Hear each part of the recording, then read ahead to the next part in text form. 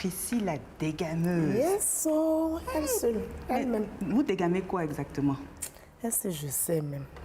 Pour rien comme ça. Parce que vous êtes chroniqueuse TV, vous êtes danseuse, vous êtes artiste en général, c'est ça que vous dites, non? Artiste c'est grand A. Artiste avec un grand A. Voilà. Donc j'ai cru comprendre que vous avez eu beaucoup d'obstacles dans la vie et puis vous avez une expression qui me plaît beaucoup.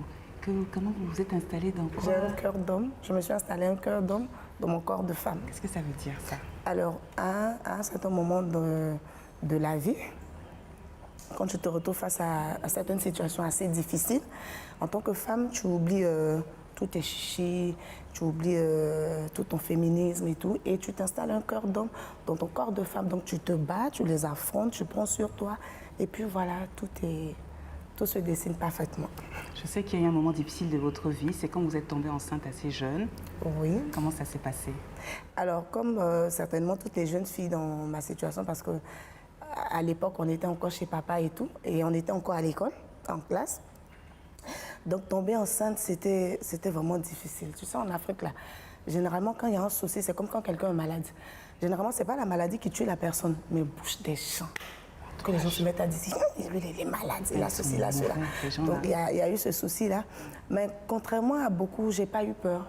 J'ai pas eu peur. Tout de suite, ce n'était pas des idées excusez-moi du thème, d'essayer de faire passer et tout. Non, bizarrement, j'étais contente.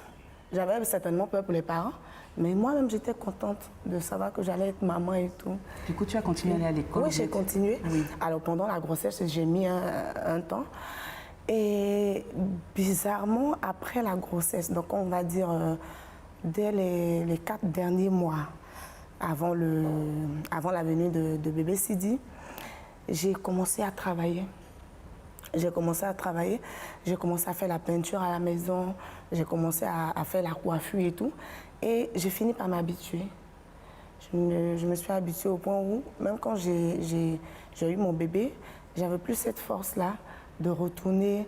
C'est comme si j'avais déjà connu l'argent, tu vois, quand tu connais vite l'argent, là, tu t'es dit, bon, aller à l'école, c'est pas bon. Tu t'es dit, aller à l'école encore, c'est compliqué. Puis surtout pour une fille qui est l'aînée d'une famille de 7. Donc tu t'es dit, attends, est-ce qu'il ne faut pas qu'on se concentre sur ça, sur ces activités-là qui arrivent à nous faire entrer de l'argent pour aider la famille et tout. C'est comme ça que tout est parti. Et donc, Sidi, c'est ça? Sidi, à quel âge maintenant? Il a 12 ans. Alors, comment ça se passe maintenant à la maison, le matin, avant d'aller au travail? C'est quoi votre petite routine à la maison? Alors, Sidi fait la navette entre ses grands-parents et moi. Donc, quand il est chez moi, tout dépend de la veille. Tout dépend de comment on s'est laissé la veille. Pourquoi? Les petits garçons, ils sont turbulents. Surtout le mélange de BT et Sénégal, c'est compliqué. Voilà. D'accord. La veille, quand on dort en paix, on se réveille en paix. Mais quand ça chauffe la nuit, le matin, on fait la suite. Quel conseil vous donneriez à ces jeunes femmes, ces jeunes filles qui nous regardent pour qu'elles évitent de se retrouver dans cette situation d'être maman trop jeune? Alors qu'elles évitent de se sentir belles. Parce que quand on est chez les parents, on ne cherche pas à être jolie. Il faut se sentir vilaine. Voilà. Quand on mange le riz de papa et maman, on n'a pas besoin d'être belle, c'est pas important. Quand on finit les études, après, tu peux chercher à être belle. Malheureusement, nous, ça ne s'est pas passé comme ça, justement. Donc, on est bien placé pour savoir qu'il faut aller à l'école, pour savoir qu'il faut finir les études avant de se sentir belle, avant de se faire draguer ou avant de passer à l'acte. Donc, pour celles qui n'ont pas encore essayé, évitez même, n'essayez même pas.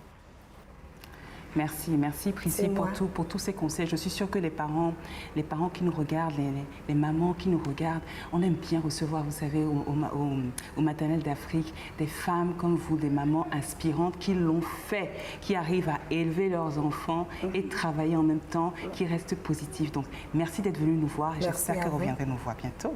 Enfin, je comptais pas partir. En tout cas, restez avec nous. Hein. Ah d'accord, je suis là. On est assis, on est là, on ne bouge pas. On attend.